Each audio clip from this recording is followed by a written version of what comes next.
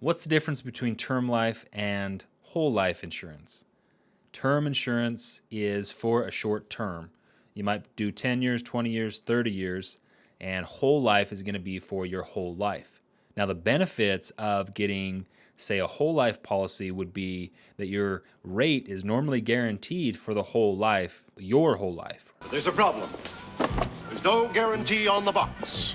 Now, a term plan, obviously, it's going to be generally the same rate if you got a right policy. But after that 10 years, you've got to renew on that policy. And now you're 10 years older, which means your rate changes significantly.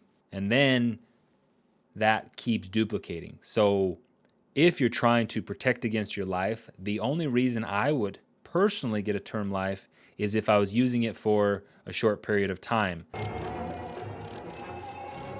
Like, hey, I'm super valuable for this amount of time, but I'm going to collect enough money in my savings at a certain point in time to protect my family if I died.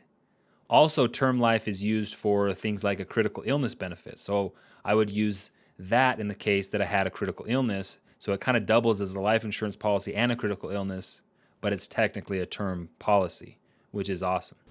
Okay, I'll buy from you. Oh, that's what? Term plans are extremely cheap. So if that's all you can afford, I would recommend doing something like that to give yourself some protection. But if you can afford the whole life policy, you can actually build cash value with that whole life policy. So overall, I would say a whole life is better, but you might use term policies for specific scenarios.